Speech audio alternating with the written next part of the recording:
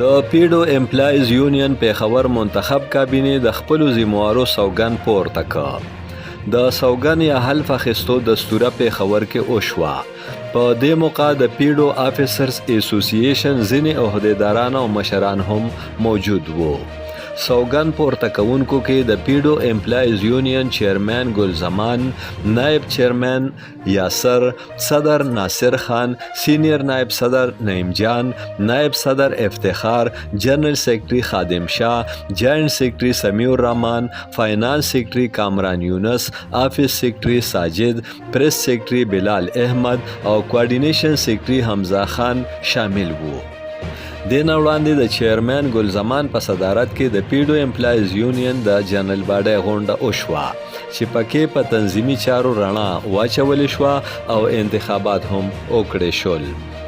د جنرال باډي انتخاباتو په دغه اهمه غونډه کې د یونین ټولو غړیو ګډون وکړ او د پیډو امپلایز یونین د راتلونکي ټاکلې مودې لپاره پکې د ذکر شوی کابینه انتخاب وکړل شو.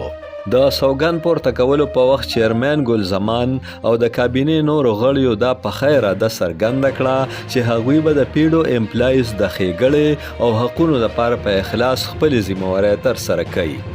د سوګند دستورې په اخره کې د تیرې کابینې غړیو ته په غوره کارکردګۍ شیلډونه هم ورکړل شول.